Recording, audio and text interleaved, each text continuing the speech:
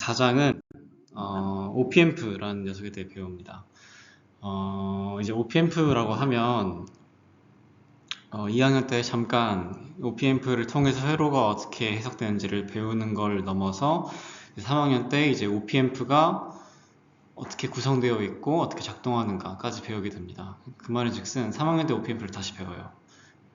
근데 그때 배울 때 좀 더 구체적으로 이 안에 어떻게 동작하고 뭐 어떻게 만들어지고 그런 것들을 배우고 2학년 때 OPM프를 배울 때에는 교재에 되게 많은 내용이 세세하게 들어가 있어요. 근데 그 세세한 내용들을 다 이해하지 못하더라도 OPM프 그냥 전반적인 특성을 가지고, 그러니까 즉 아이디어란 케이스에서 어떻게 동작하는지를 가지고 그걸 바탕으로 이제 OPM프 중심의 회로 해석을 하게 됩니다. 네, 한번 넘어가 봅시다. OPM프란 무엇이냐라고 하면 책에 여러 그림이 있는데 뭐 이 그림이 A 그림이 의미하는 거랑 B 그림이 의미하는 게 뭔가 할 수 있어요. 만약에 여러분들이 기전실에서 OPM프를 한번 기전실 맞나요? 들으시는 게 지금?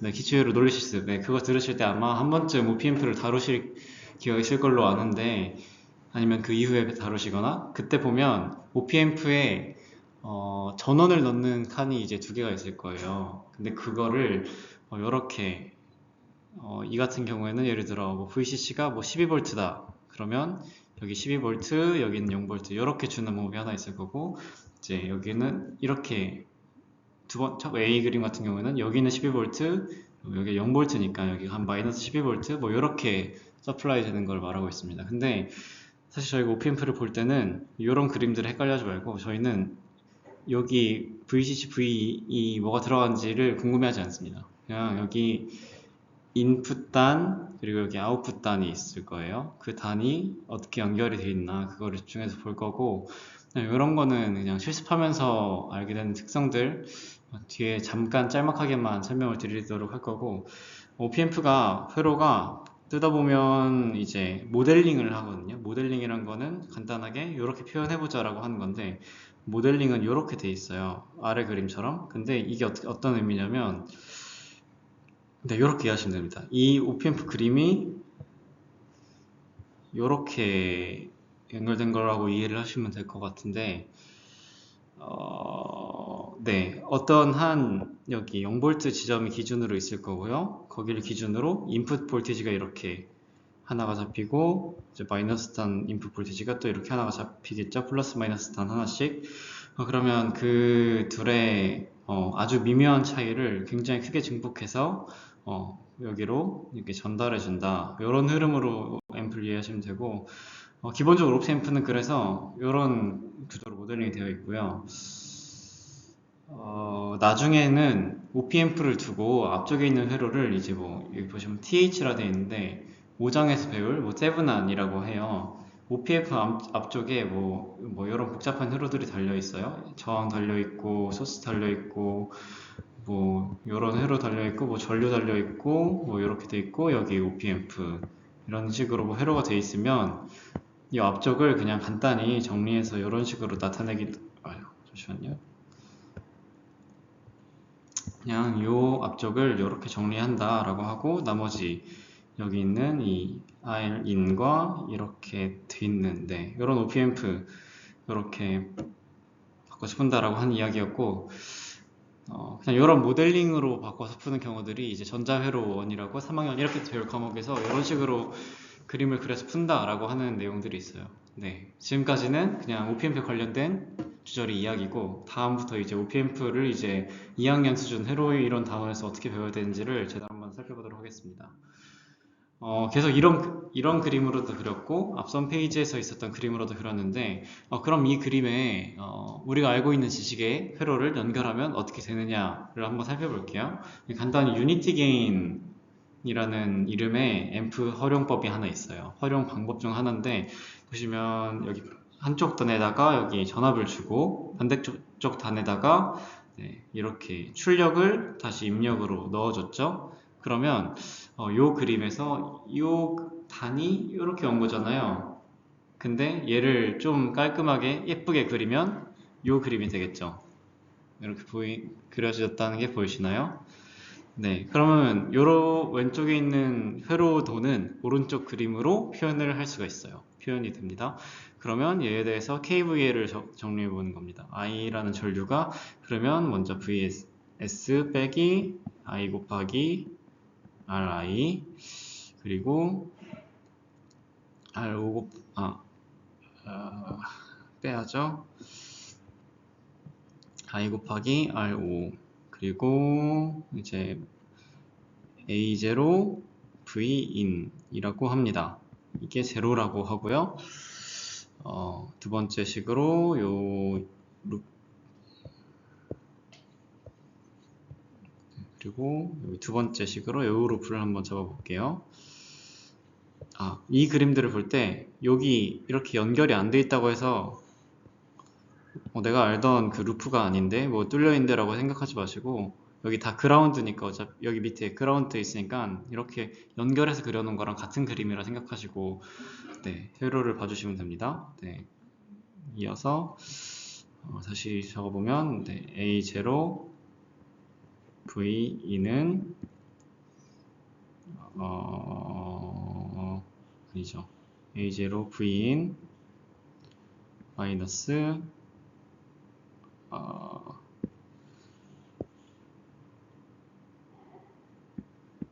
잠시만요. 왜 안 지워지지? 네.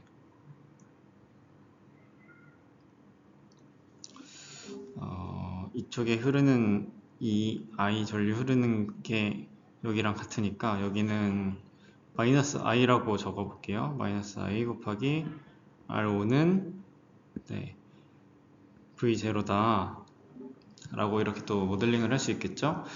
네, 그러면 이걸 바탕으로 정리를 해보면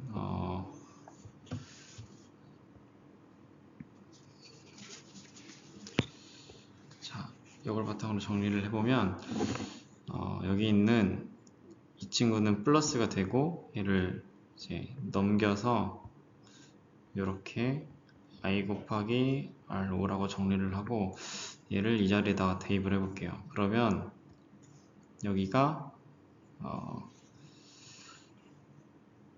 v0 마이너스 i 곱하기 r5가 되죠. 네, 그러면 얘를 바탕으로 한번 마지막으로 정리를 하면 vs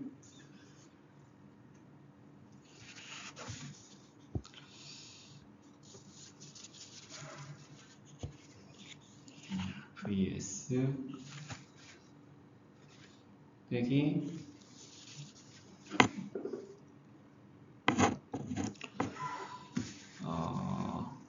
i를 정리해야 되는데 잠시만요.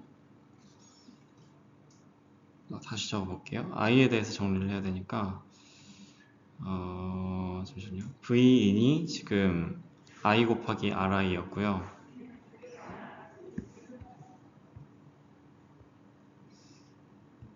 i 곱하기 ri였고요.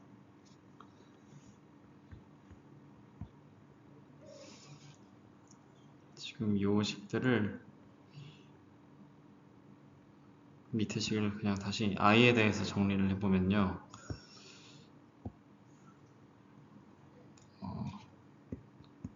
i는 네, 사실 이 유도 과정을 그렇게 자세히 들여다볼 필요는 없지만 처음 볼 때 어려울 그 유도 과정이 없으면 정확히 이해가 안 될 수 있기 때문에 i0 ri 이런 식으로 적을 수 있어요. i를 그러면 이 i를 이 식으로부터 이렇게 얻어냈고 얘를 여기다 대입하면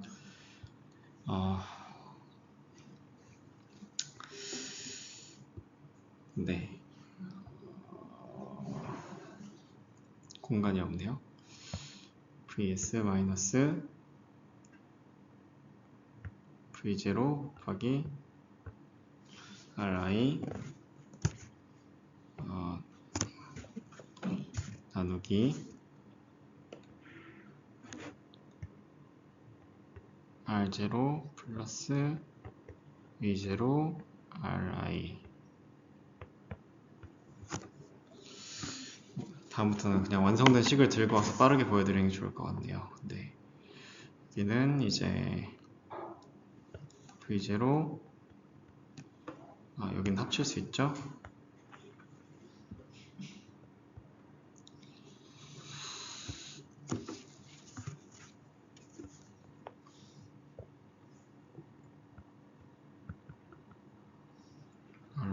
그리고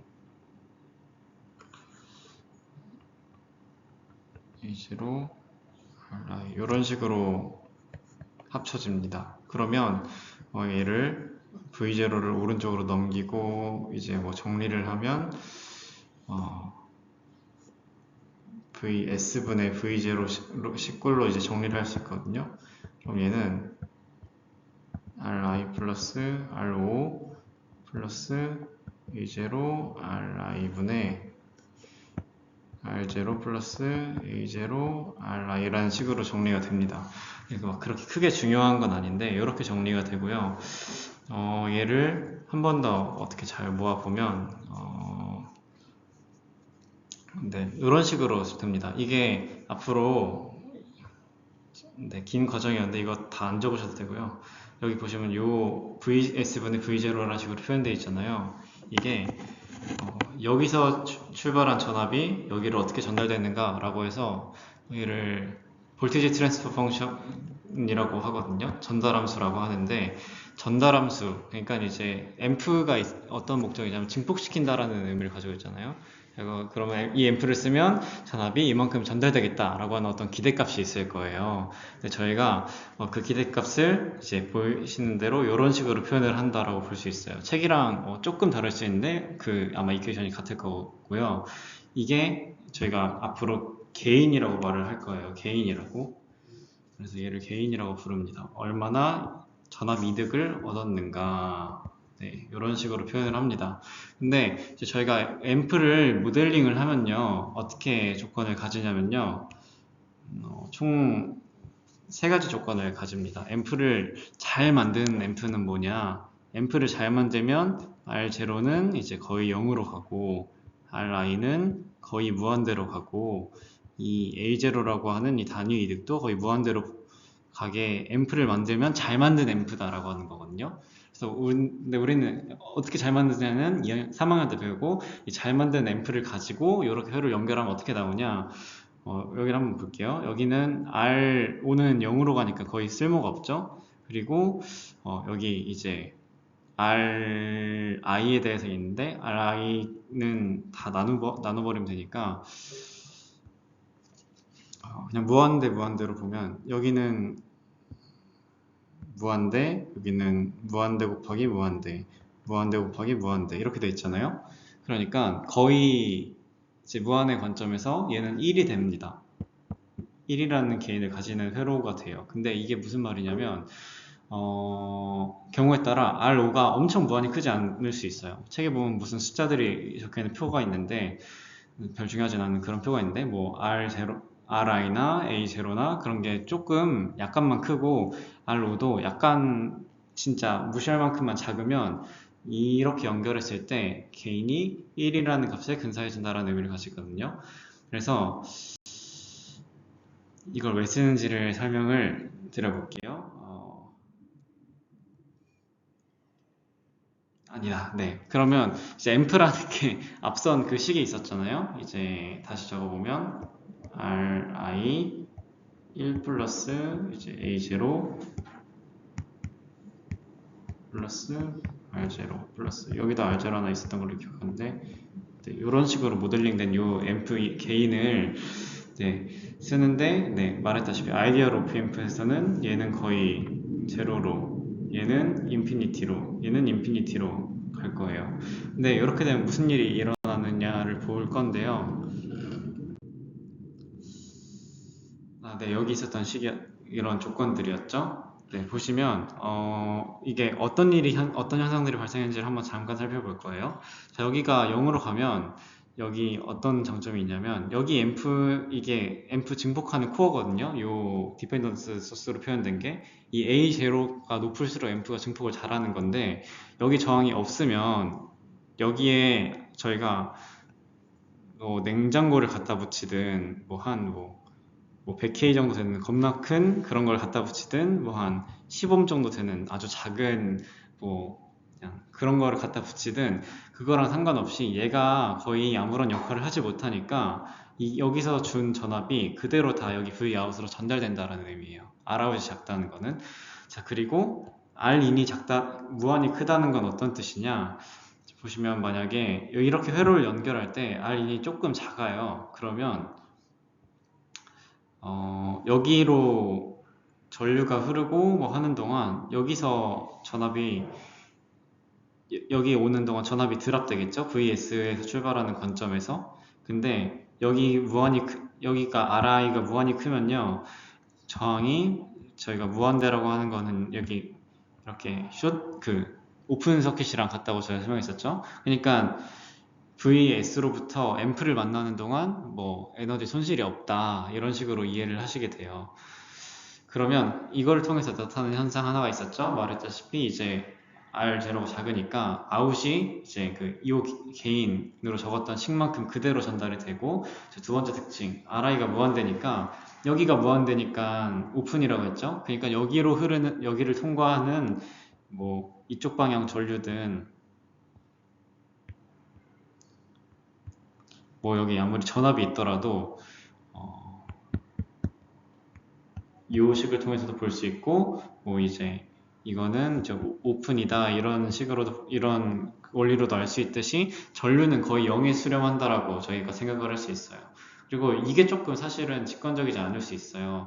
여기가 전류가 안 흐르는데 여기 전압이 어떻게 있는가?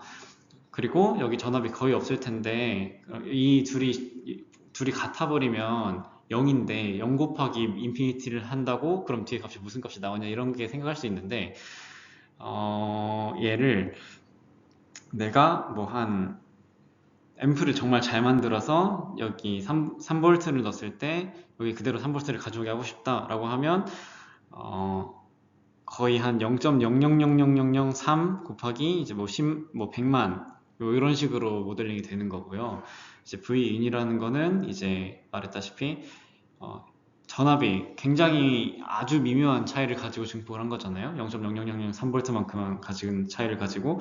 그러니까 저항이 그냥 거의 무한대일 때 전류는 거의 없다고 볼 수 있게 되는 그런 식으로, 이렇게 거꾸로 해석을 해보면 OPM프가 어떻게 동작하는지를 좀 보기 편할 겁니다.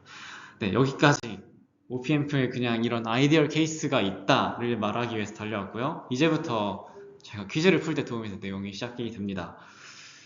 자, 그러면 이렇게 되면 우리는 회로를 어떻게 보게 되느냐? 요 두 가지, 요 원리를 얻게 됩니다.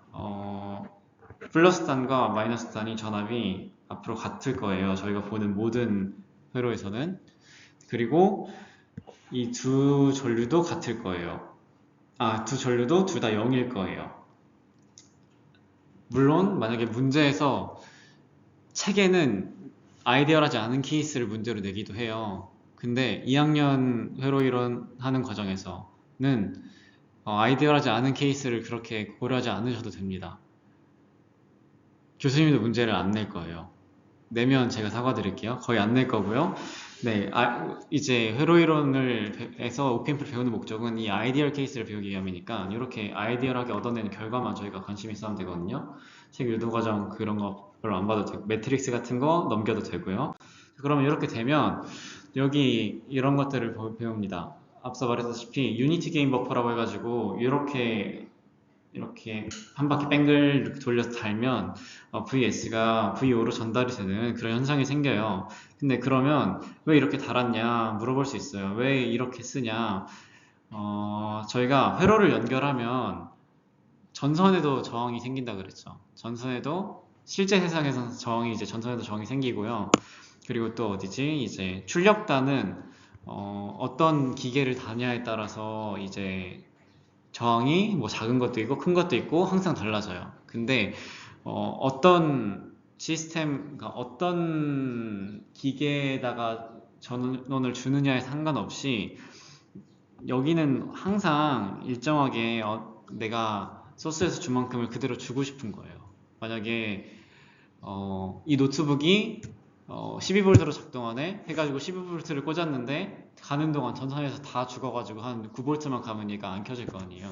그러니까 OPM프를 이렇게 써가지고 가는 동안 손실이 일어나든 이게 뒤에 달려있는 게 뭐 12V 노트북 뭐 정이 엄청 큰 뭐 데스크탑이든 정이 조금 작은 뭐 미니 손풍기든 상관없이 이제 안정적인 이 VS를 그대로 VO로 전달시킨다라는 게 유니티 게인 버퍼의 쓰임새라고 생각을 하시면 되고요. 여기는 스킵을 할게요. 아까 좀 많이 설명을 해서.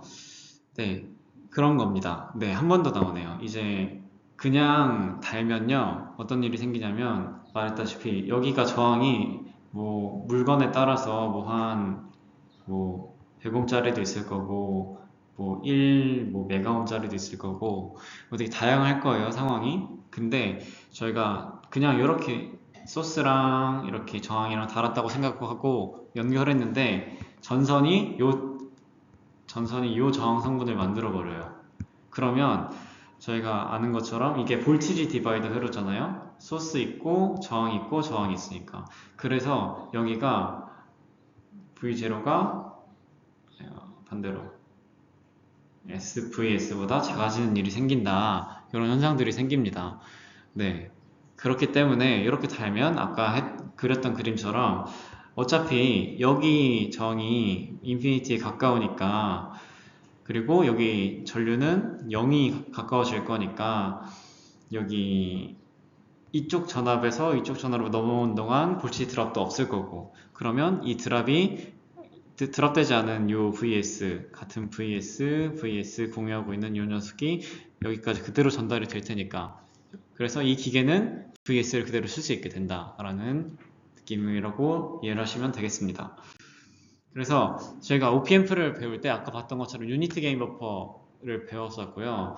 뭐 앞으로 저희가 몇 가지를 더 배울 거예요. OPM프를 써서 만드는 이것만 배우시면 돼요. 아까 봤던 유니티 게인 버퍼는 기본으로 그냥 알아두시면 되고, 이런 게 나옵니다. 인버팅 앰플리파이어, 그리고 논 인버팅이 하나 나올 겁니다.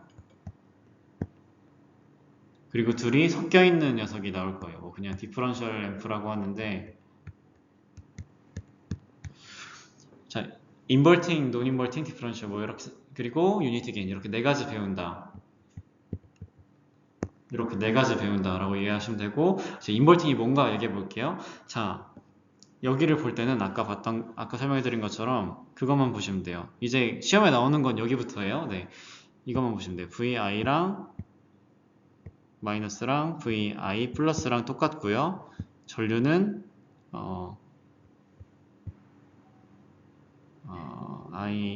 전류는 플러스랑 둘 다 0이다. 요 공식이 있었어요. 자, 요걸 한번 해석을 해볼게요. 자, 여기 보시면 이제 B단에서 여기로 넘어가는 거 전류가 없어요. 전류가 안 흐르죠? 그리고 뭐 여기도 전류가 안 흘러요. 여기 요 그림은 회로랑 상관없습니다. 앞으로 볼 때 말했다시피 여기 인풋, 아웃풋만 보면 되니까 요거는 그냥 앞으로 안 보셔도 되고요. 네, 이렇게만 봅시다. 그러면 한 가지 하는 방법은 먼저 전압이 같다는 특징을 이용해 줍니다. 여기가 0V죠? 초록색으로 칠하고 있는 부분. 여기 0V니까 여기도 0V가 돼요. 특이하죠? 여기도 0V가 됩니다. 자, 그러면 이게 한 가지 특징이 되고요. OPM프랑 여기 연결된 걸 보면 여기가 파란색, 이 패스가 원래는 양쪽으로 갈라질 거라고 생각을 했는데 위쪽으로만 흐르게 되겠죠. 오른쪽으로는 전류가 흐르지 않아야 되니까, 앰프 쪽으로 전류가 흐르지 않아야 되니까. 그래서 이렇게 돌아가는 하나의 어떤 그런 싱글 루프처럼 저희가 볼 수 있게 돼요. 그래서 여기 전류를 한번 보면 그냥 이렇게 회로를 봤을 때는 저희가 여기 전류를 바로 구할 수가 없어요. 왜냐면 이 B노드 전압을 알 수가 없으니까 이 전류가 뭔지 구할 수가 없었는데, 우리는 이제 OPM프의 특징을 배웠기 때문에 B노드가 0V라는 걸 알아버렸어요. 그러면 이 전류 I는 이 전류 I는 여기 VS로부터 시작해서 0V까지 가는 요 공식 있죠? 이 식이 왜 나왔는지는 이해되시죠? 이제 네, 요 식으로 쓸 수 있게 됩니다. 그럼 전류가 이렇게 흐른다는 걸 알았어요. 자, 그러면 이렇게 흐른다는 걸 알았고 그러면 이제 요걸 가지고 VO를 찾아보는 겁니다. 자, VO는 이렇게 쓸 수 있어요. VO는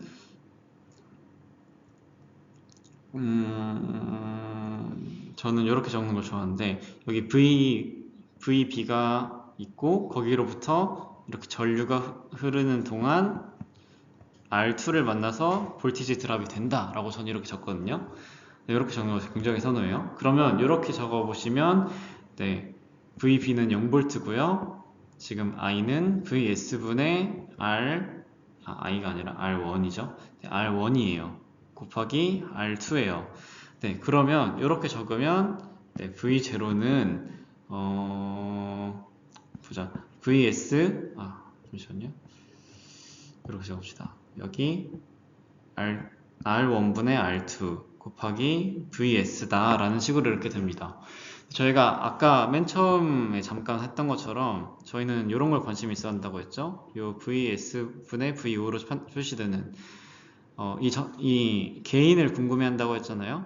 그래서 보면 개인이 이런 식으로 나오는 거를 볼 수 있어요.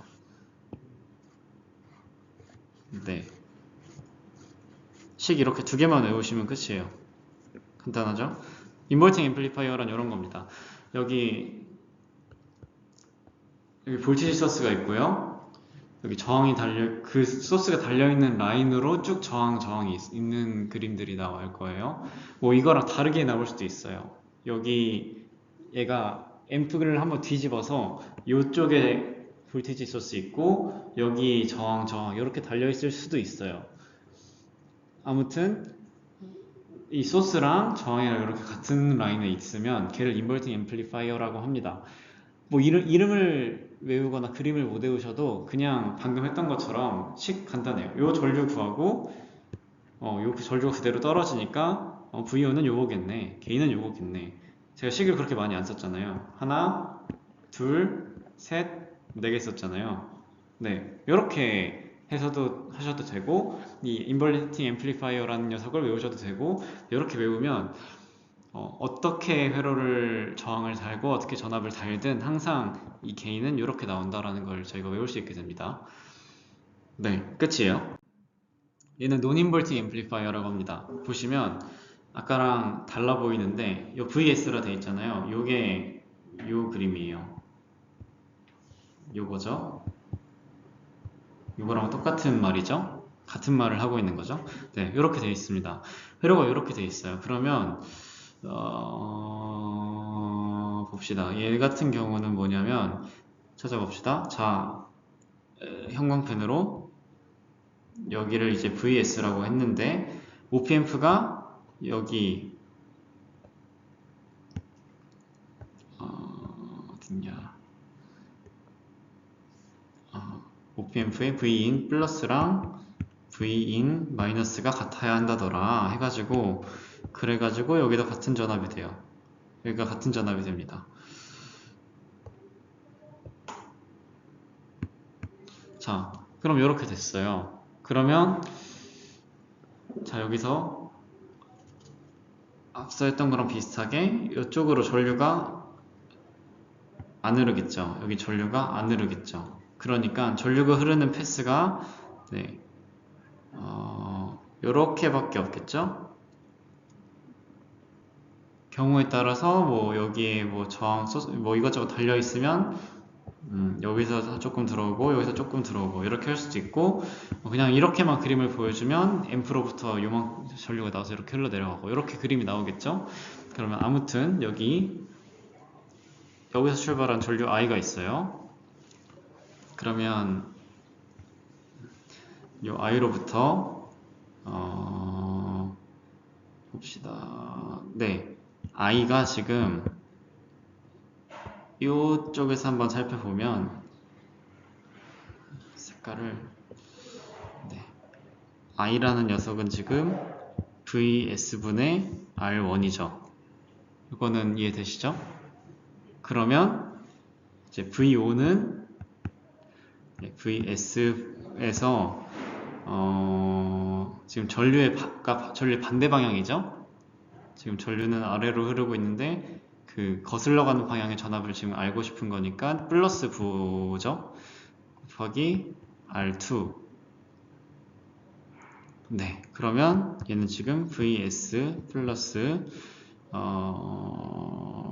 VS 곱하기 R1분의 R2 이렇게 정리가 되고요. 얘는 정리하면 1 플러스 R2분의 R1 VS.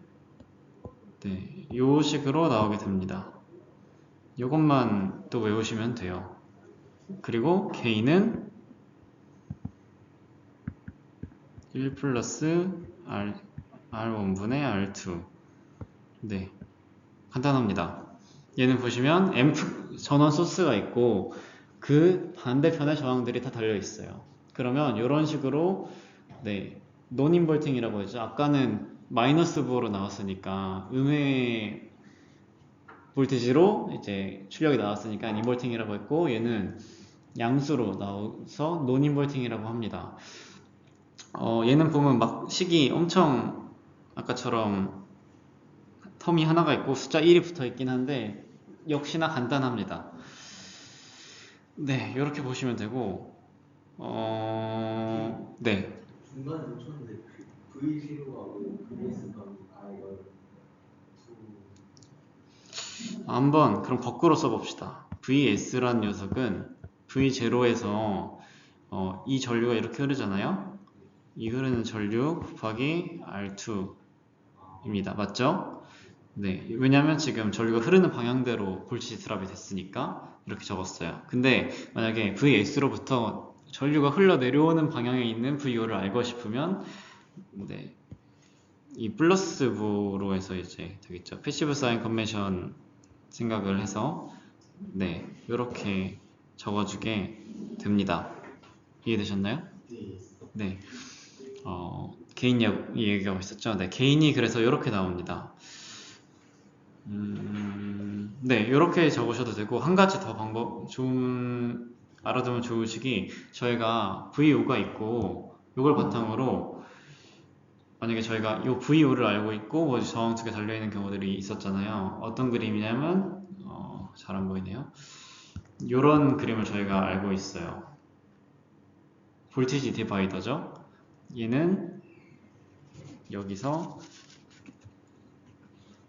이런 회로에서 VO는 저희가 이제 R1 플러스 R2분의 R1이라고 그동안 적어왔어요. 이런 식으로 볼티지 디바이더라고 저희가 적어왔던 게 있어요. 지금 밑에랑 그림이 똑같죠? 근데 아니죠. 똑같지 않죠. 지금 VS, VO가 바뀌었죠? 네. 근데 보시면 VS라고 적지 말고 V1, 2로 적을게요. 그냥 헷갈리지 않기 위해서. 네, 이렇게 적어볼게요. 네, 근데 제가 이렇게 된 걸로 봐서 왼쪽에 있는 이 소스를 알면 오른쪽으로 전달되는 걸 알 수 있다로 저희가 그동안 알아왔는데 거꾸로도 할 수 있어요. 이 중간 지점을 알고 그 사이로 여기로 빠져나간 전류가 없으면 그러니까 중간에 전류가 찰 구멍이 없으면 이 식을 거꾸로 쓸 수 있거든요.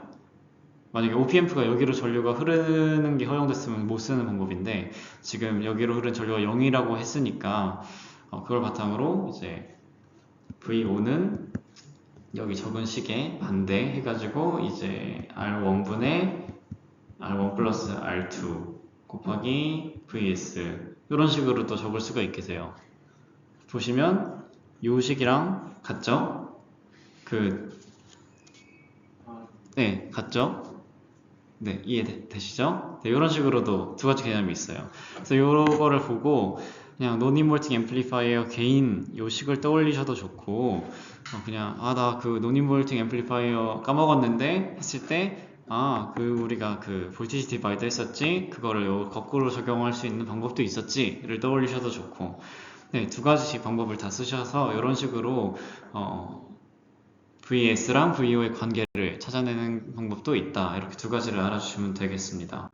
마지막으로는 이렇게 섞여 있는 녀석이 나옵니다. 섞여 있으면 조금 복잡해지는데 이럴 때는 앞서 봤던 방식을 쓰는 것보다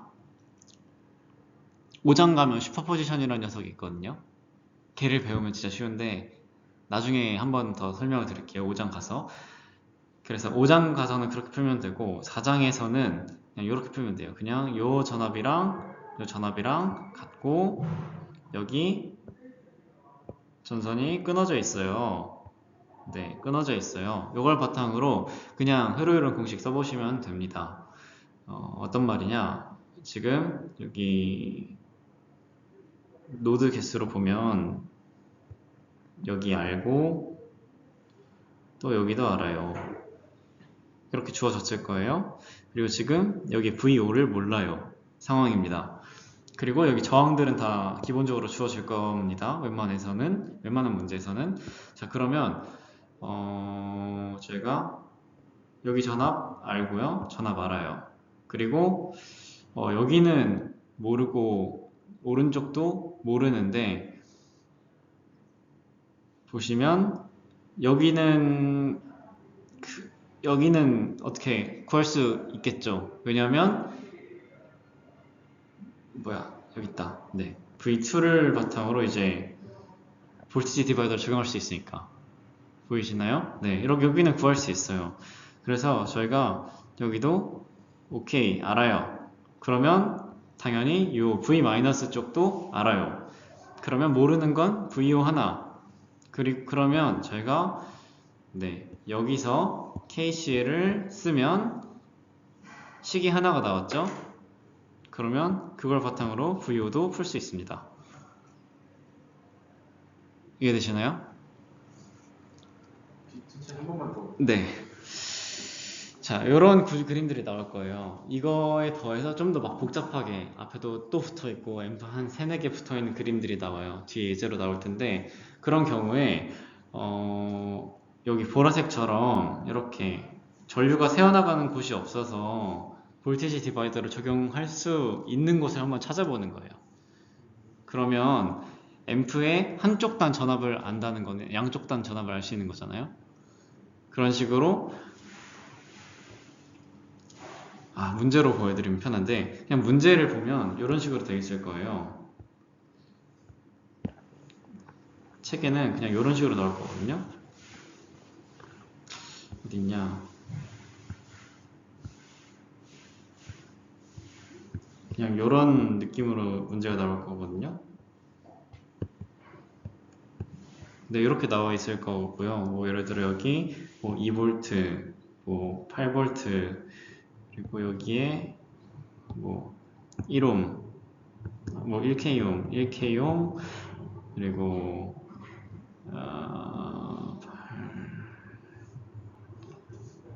1이니까 뭐 한 7옴이라고 칩시다. 문제를 예쁘게 만들어드리고 숫자를 예쁘게 만들어드리고 싶었는데 네, 한번 봅시다. 그러면 이런 식으로 문제가 나올 거예요. 그리고 find VO 이렇게 문제가 나올 거예요. 웬만하면 네, 이런 식으로 문제가 나오면 저희가 지금 모르는 거는 이제 여기 VI, VO 요 노드랑 VI 플러스 마이너스 노드랑 VO 노드를 모르죠. 여기 나머지 애들은 값이 주어져 있으니까 알 거고 그러면 저희가 이 부분을 가지고 볼티지 디바이더를 쓸 수 있으니까 씁니다. 써서 여기 전압을 찾아요. 1V가 나오고요. 그럼 여기가 1V가 나옵니다. 네, 이렇게 찾으면 여기 이 노드에서 뭐 KCL을 씁니다. 뭐 1V 빼기 8V 이제 뭐 R1 플러스 이제 뭐 1V 빼기 V0 뭐 R2는 0 이런 식으로 KCL을 써요. 이쪽으로 전류 안 흐르니까 네, 이렇게 씁니다. 그러면 식 하나가 나왔으니까 그걸로 V0를 찾을 수 있게 돼요. 이런 식으로 문제를 푸시는 방법들이 있습니다. 뭐 그래서 저는 사실 이런 문제들이 더 많아서 인버팅이나 논인버팅을 뭐 모양이나 수식을 안 외우고도 그냥 잘 풀긴 했거든요. 그냥 요 전압 갖고 전류 안 흐른다 가지고. 근데 뭐 외워두시면 빨라지긴 할 텐데 이런 식으로 네, OP앰프에 양단 전압이 같고 전류가 안 흐른다, 이걸로 문제를 푼다 라고 이해를 하시면 되겠고, 총 이번 단에서 저는 3개 알려드린 거예요. 아, 식 2개 알려드린 거예요. 요거랑 요거 2개 알려드린 거랑 똑같아요. 요걸로 다 풀 수 있다고 이해를 하시면 됩니다. 거기서 파생돼서 나온 게 인버팅이랑 논인버팅 2개 알려드렸고, 네, 그 정도만 알고 넘어갑시다. 요거는 그냥 한번 적어봤는데, 그냥 여러분들이 시험 볼 땐 안 나오지만 과제를 풀 때 뭐 아이디어하지 않은 경우다, 뭐 예를 들어 문제 뭐 A0가 뭐 한 만이에요, 이런 식으로 주는 문제가 간혹 있을 수 있잖아요. 그냥 그때 어떻게 풀면 되냐, 그냥 그때는 개념대로 하시면 돼요. 여기 보시면 네, 이게 무슨 말이냐, 여기 복잡하게 적혀 있는 왼쪽 그림에서 필요한 것만 남기자는 겁니다. 요거 필요 없죠. 그리고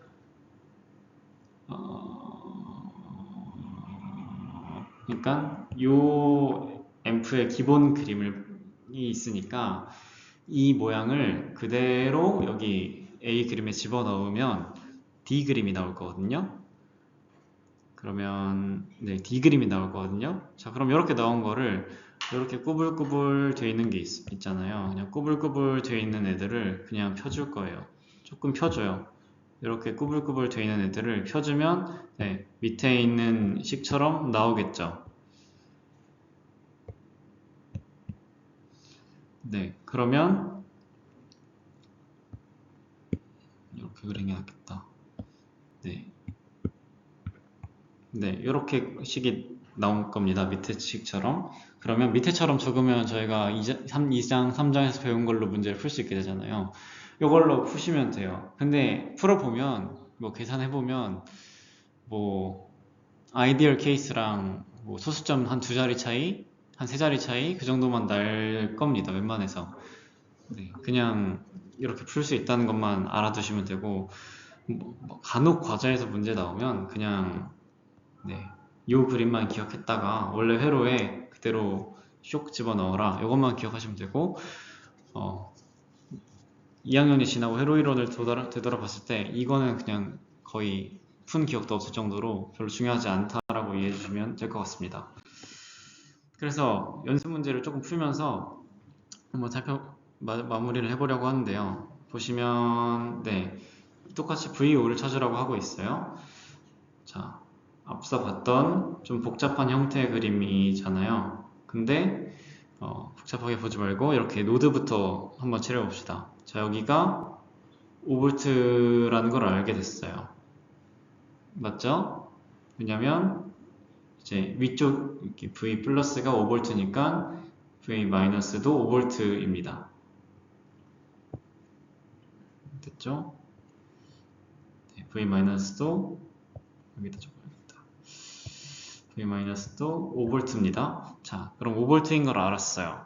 자, 저는 여기서 제가 익숙한 풀이 방식대로 한번 해볼게요. 여기 지금 이쪽 노드를 바로 구해볼게요. 바로 옆에 있으니까. 여기는 저희가 배운 것 중에 제가 볼티지 디바이더 거꾸로 쓰는 거 있다고 했었죠. 그래서 여기 그냥 V 숫자 1을 적어서 V1이라고 해볼게요. 그럼 V1은 2K 분의 2K 플러스 8K 요 수식이 있거든요. 네, 곱하기 이제 V 마이너스 이런 식으로 저는 식을 세워서 풀어볼 거고요. 이 같은 경우에는 이제 25V가 나옵니다. 얘가 네, 이게 정리하면 5고요. 5 곱하기 5V에서 25V 이렇게 나옵니다. 네, 그러면 V1이 25V인 것까지 일단 알았어요. 이렇게 차근차근 찾아가 약간 뭐지? 3장까지는 식 다 세워놓고 연립하면 편한데 4장은 이렇게 하나하나 차근차근 찾아가는 게 오히려 좀 잘 보여요. 내가 확인하지 못한 노드가 뭐지를 조금 더 잘 볼 수 있어서 네, 이런 식으로 차근차근 여기 25V인 거 알았습니다. 그러면 나머지 여기 VO 있잖아요.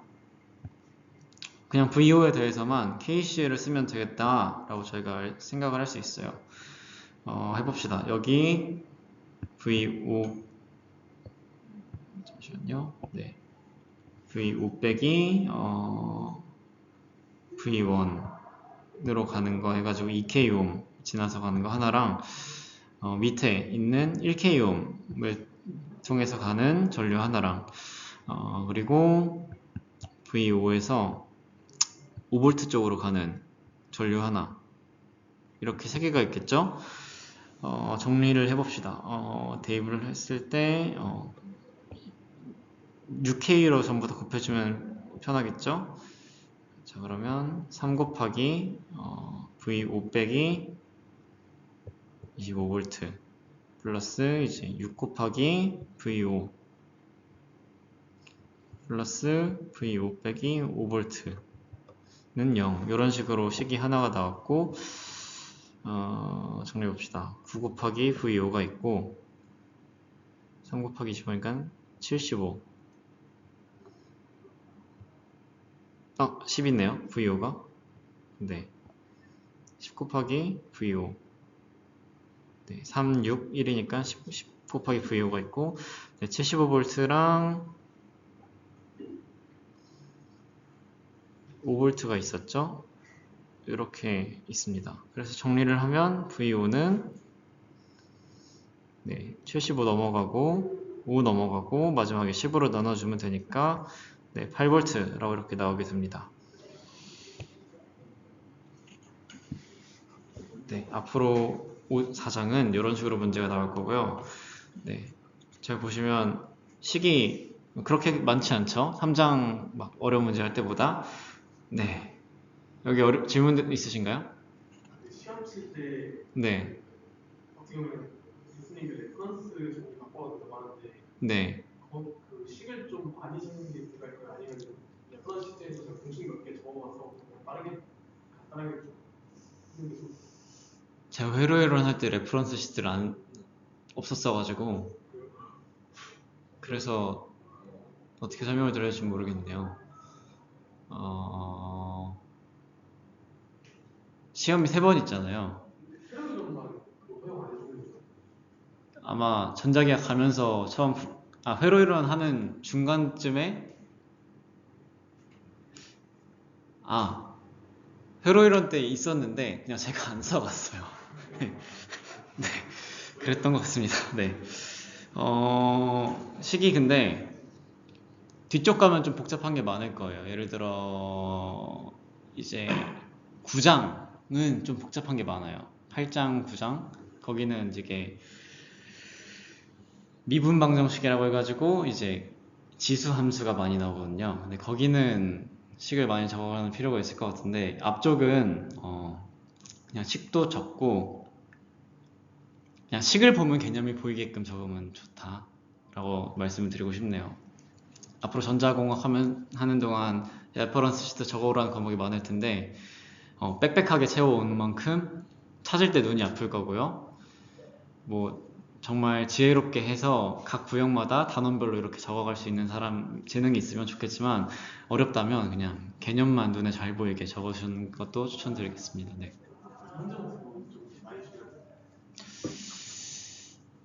이번 TA가 영규인데 김영규 TA인데요. 그래도 막 잘 주려고 하는 편이긴 합니다. 근데 교수님 기준이 아무래도 있다 보니까 부분 점수를 잘 받기 위해서는 일단 책에서 보여주는 그런 풀이 과정들 있잖아요. 책에서 서술하고 있는 풀이 과정들이라든지 교수님 영상에 있는 풀이 과정들이라든지 아니면 뭐 저도 나름 그래도 이제 뭐 이런 식으로 쓰고 있잖아요. 어떤 거를 좀 보시면 되면 저기 모르는 전압이 있어요. V1이라고. 저런 데가 있으면 시험지가 있고 답안지가 있을 거잖아요. 근데 답안지에 그냥 생뚱맞게 막 갑자기 시험지에 없는 V1, V2, V3가 튀어나와요. 그러면 교수님이 얘가 어디를 적었나 모르시겠죠. 그래서 저는 답안지에다가 그림을 한번 그리고요.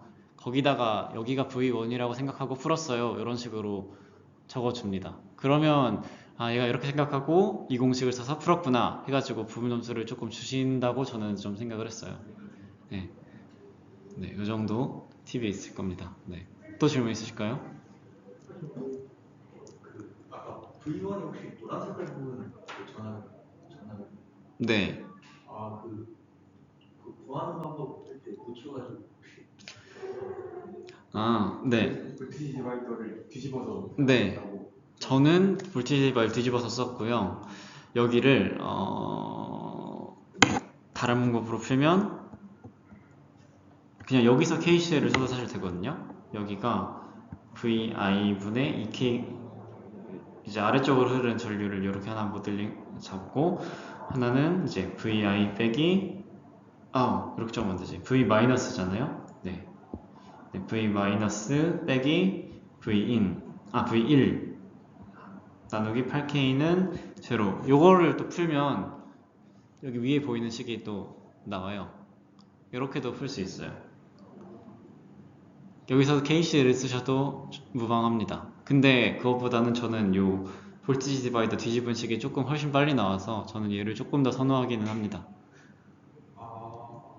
네, 뭐 어떤 방법을 쓰든 풀릴 거예요.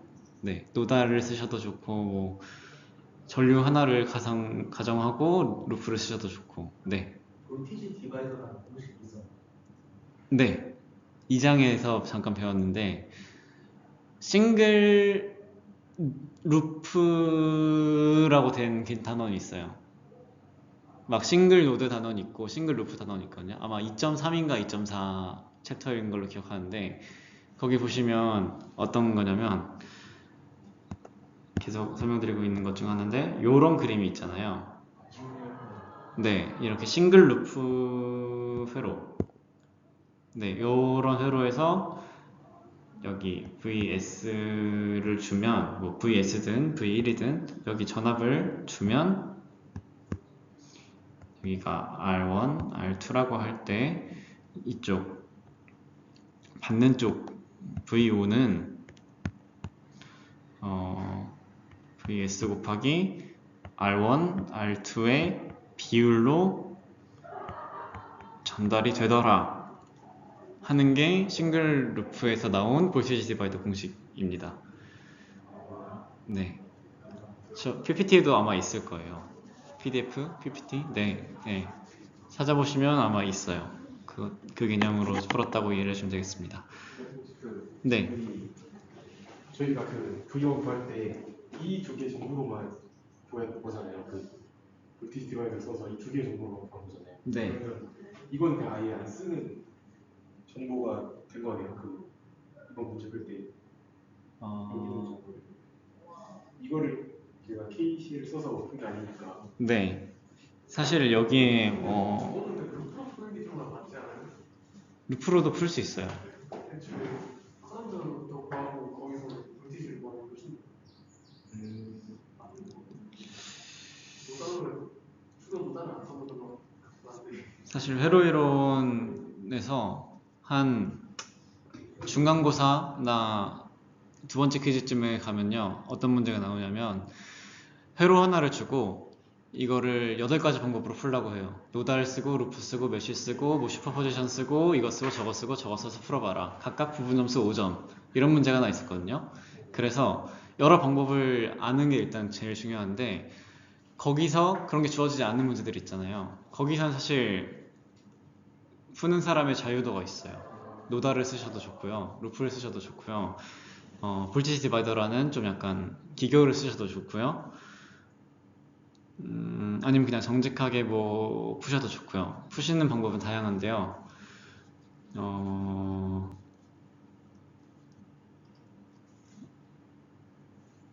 일단은 여기 질문에 먼저 답변을 드리면 여기 볼티지 디바이더 뒤집은 식은요. 볼티지 디바이더 식의 자체가 아이고 잘못 지었다.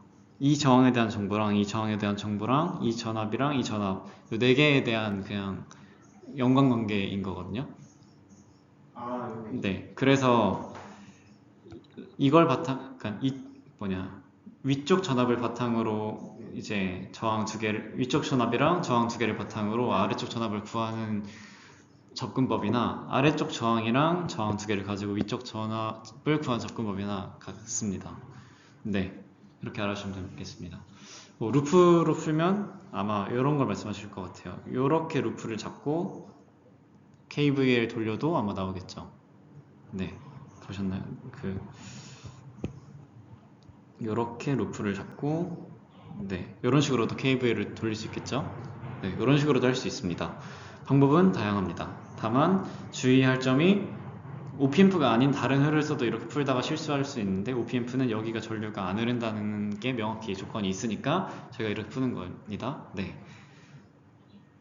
일단은 넘어가 보겠습니다.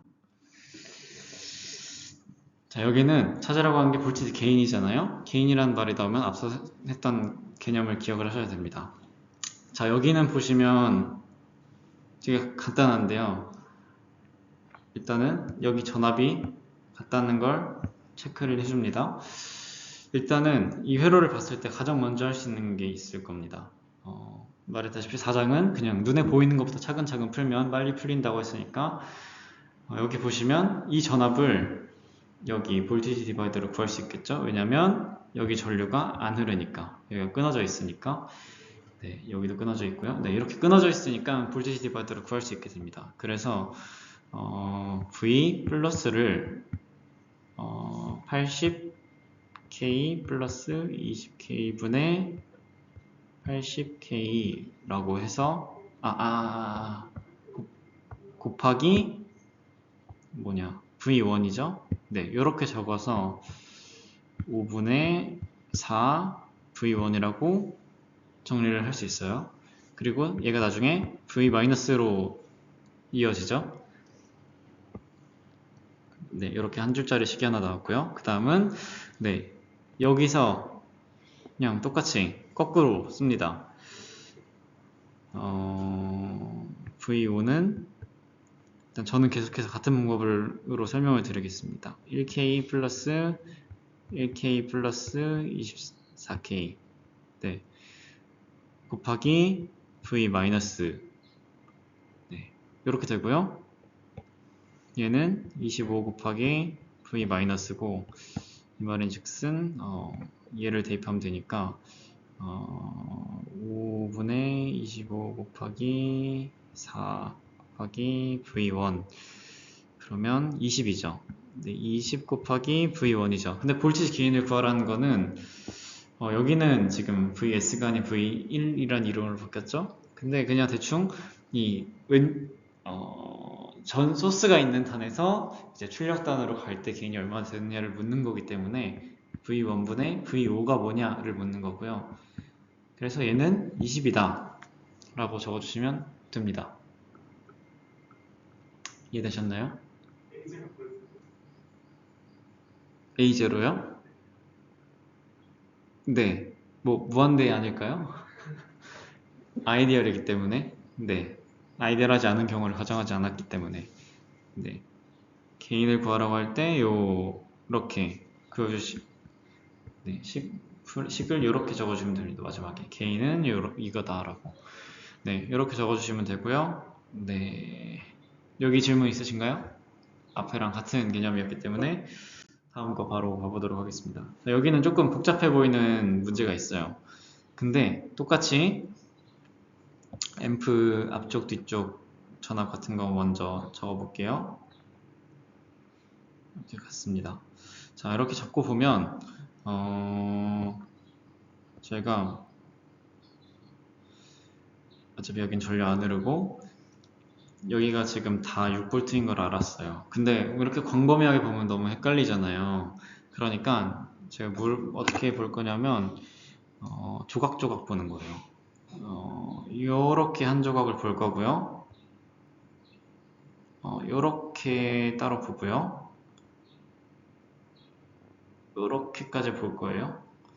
지금 그림을 조금 더 세밀하게 그려드리고 싶은데 잠시만요. 한 번만 다시 그려볼게요. 네, 여기서부터 시작해서 여기 갈라지기 전까지 네, 이렇게 볼 거예요. 여기도 이제 여기 만나기 전까지 이렇게 볼 겁니다. 자, 이렇게 보면요. 이제 뭘 알 수 있냐? 이 전류를 알 수 있어요. 이 전류를 구할 수 있고, 요 전류를 구할 수 있고, 요 전류를 구할 수 있겠죠. 근데 네, 이렇게 구할 수 있겠죠. 네, 구할 수 있고요. 근데 저희가 알고 있는 노달식이 보통 화살표를 반대로 쓰니까 얘도 한번 반대로 쓸게요. 안 돼. 네. 네. 요 전류를 알 수 있고, 요 전류를 알 수 있고, 요 전류를 알 수 있고, 요 전류를 알 수 있어요. 지금 요렇게 이 지점을 기준으로 이제 각각 네 방향의 전류들을 구할 수 있게 됩니다. 어떻게 해요? 전압을 아니까 구할 수 있게 되겠죠? 그럼 한번 적어 봅시다. 여기다가 각각 뭐 I1, 뭐 I2, 뭐 I3, 뭐 I4 이런 이름을 적어 볼게요. 뭐 I1 보시면 6V에서 9V로 6V에서 9V로 밑에는 10K 하면 한 마이너스 0.3mA가 나오겠네요. 여기는 조금 빠르게 넘어가 볼게요. 자, I2는 마찬가지로 6V에서 10V로 밑에는 이제 20K 마이너스 0.5mA가 나옵니다. 아니요. 2mA가 나옵니다. 맞나요? 지금 급하게 하고 있는 것 같은데 20분의 4 0.2이네요. 맞죠? 네, 마이너스 0.2. 자, I3는 6V 빼기 보시면 플러스 마이너스 바뀌어 있어요. 보시면 이 말인 즉슨 마이너스 12V라는 얘기죠. 6V 빼기 마이너스 12V 그리고 여기 30K 그러니까 30K분의 18 오늘 머리를 많이 써가지고 1.8인가요? 1.3, 30분의 18 1.6인가요? 잠깐만요. 30분의 18 0.6인가요? 0.6 맞나요? 네. 0.6mA i4는 6V 빼기 0V 40K 해가지고 1.5 맞나요? 네, 1.5 네, 이렇게 나왔습니다. 자, 그럼 이렇게 전류 4개를 알면 저희도 뭘 알 수 있을까요? 자, 여기 가운데 있는 이 빨간 노드를 슈퍼노드처럼 저희가 한번 슈퍼노드 개념처럼 생각을 해볼게요. 그냥 어차피 하나의 노드긴 하지만 0.15인가요? 맞네요. 40분의 6이니까 0.15mA. 네, 자, 네, 그래서 여기 저 노드를 기준으로 KCL을 쓴다고 생각을 해봅시다. 여기로 흘러나가는 전류를 조금 특별하게 I5라고 해봅시다. 자, 그러면 플러스 I1, I2, I3, I4는 0. 이걸 가지고 저희가 I5를 구할 수 있겠죠. 네. 그러면 자, 지금 어떻게 접근한 거냐면 그냥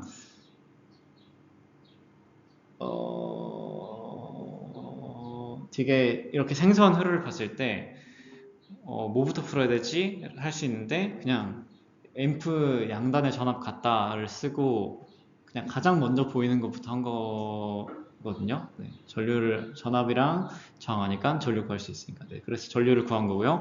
그걸 바탕으로 IO를 구하게 됩니다. IO는 계산 빠른 분 있으신가요? 마이너스 0.25? 마이너스 0.25 맞나요?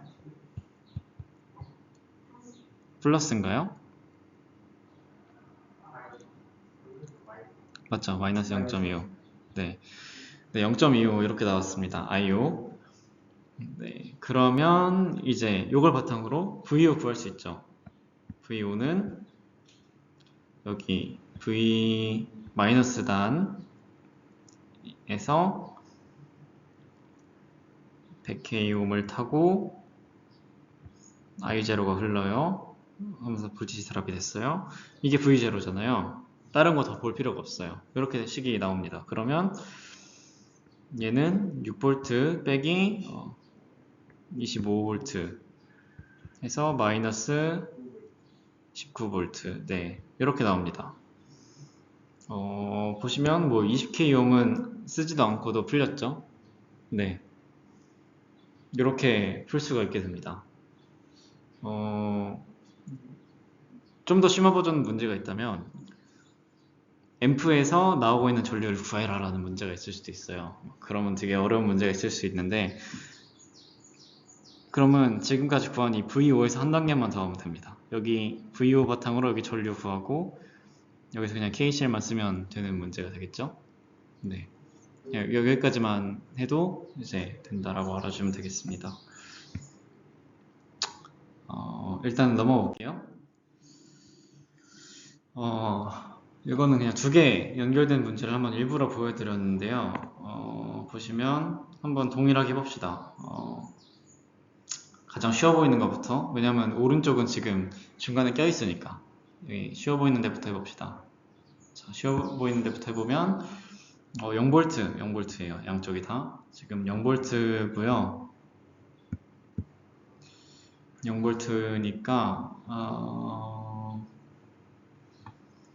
그리고 한 가지 더 알면 좋은 점은 여기 전류 안 흐른다는 점이랑 여기 전류 안 흐른다는 점 있죠. 자, 그러면 패스가 자, 여기로 출발해서 10K를 타고 이렇게 40K로 넘어가는 이 패스가 하나 있고요. 똑같이 타고 출발해서 여기를 타고 이렇게 넘어가는 패스가 있어요. 근데 각각의 패스만 일단 보면요, 그거 뭐였지? 그 이름 뭐더라?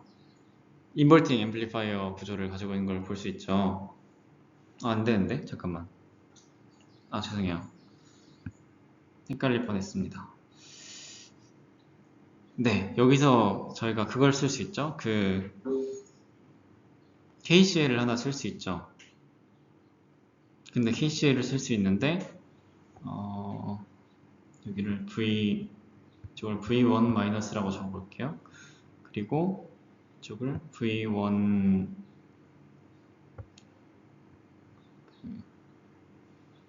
V5라고 적어볼게요. 이쪽을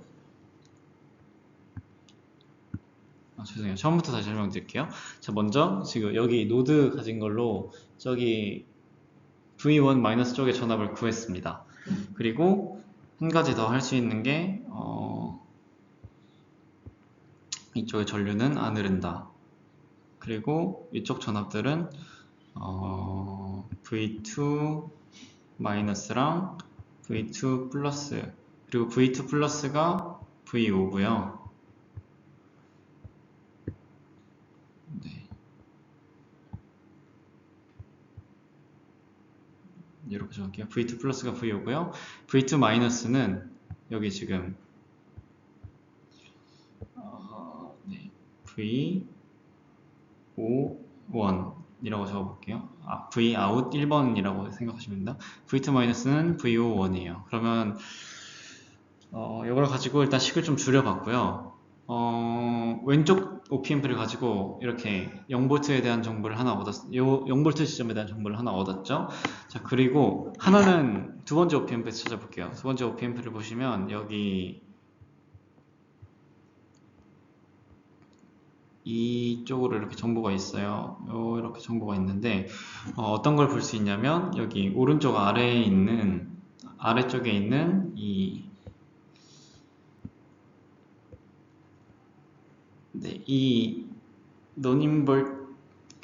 너닝벌팅의 모습을 볼 수 있죠. 보이시나요? 그 인버스 볼티지 디바이더라고 하는 제가 자주 쓰는 이 구조를 볼 수 있죠. 이걸 바탕으로 여기 이름을 VO2라고 적을게요. VO2 그러면 Vout는 40K 플러스 20K 분의 40K. 아니, 왜? 제가 거짓말하고 있었네요. 40K 분의 40K 플러스 20K죠. 곱하기 V5라고 하는, 네, 이런 공식이 하나 나와요. 이번 문제 같은 경우는 하나를 OPMP 한쪽을 들여다본다고 바로 무슨 숫자가 딱딱 떨어지진 않아요. 어떤 볼식이 딱딱 떨어지진 않지만 이렇게 앰프 두 개에 대해서 살펴보면서 식을 조금 정리를 할 수가 있었어요. 이걸 바탕으로 지금 저희는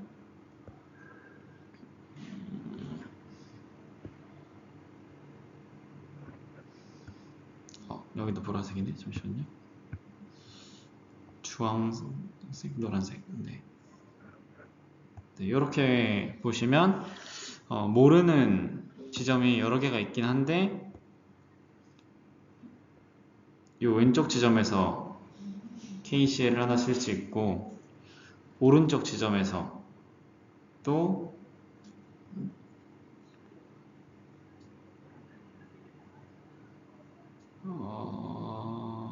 아니죠. 왼쪽 지점에서 KCL을 쓰면요 식이 하나 나오잖아요. 근데 그 식이 어떻게 나올 거냐면요 V1- 빼기 뭐 5V CK 플러스 V1- 빼기 여기가 V5잖아요. 맞나요? 그 40K 쪽을 타고 가는 게 V5 이렇게 표현이 되죠.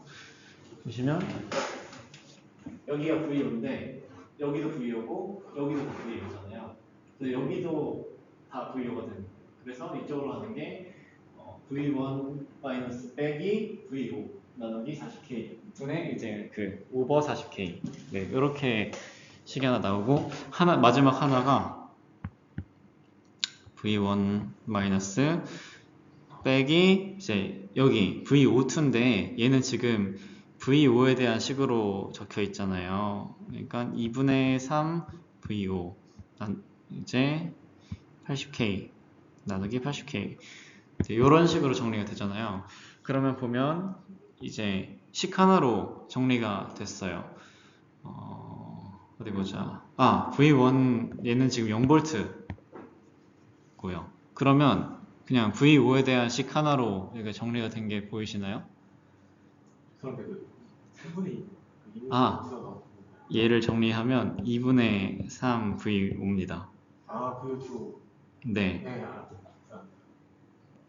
그냥 여기를 V1, V2, V3으로 적는 게 조금 더 예뻤을 것 같긴 합니다. 다시 보니까. 네, 이렇게 나올 수 있고요. 그러면 이 문제 접근을 다시 보면 앰프 하나에 대해서 이제 앰프 하나 성질을 가지고 이제 0V인 걸 찾았고 그리고 두 번째 앰프를 가지고 이제 V5랑 저 앰프 출력 단위랑의 관계식을 적었어요. 이걸 가지고 KCL 하나를 쓰면 이제 이렇게 V5에 대한 하나의 식으로 나왔다. 이렇게 볼 수 있습니다. 앰프 문제는 이제 이렇게 풀 수 있고요. 시간이 거의 다 끝나서 그냥 간단하게 단원에 있는 추가적인 내용들만 좀 얘기를 하고 그 다음에 질문 한번 받도록 할게요. 책에서 있는 것 중에 많이 나온 질문 하나가 있습니다. 이 테이블 많이 있어요. 뭐 이것저것 나오고 뭐 숫자 많이 있어요. 이런 거 안 해도 된다. 네, 그 말씀 드리려고 넣어놨고요. 이거는 조금 중요한데 보시면 앞선 페이지 중에 저희가 앰프 있고 이쪽에 전원 있고 저항이 아니라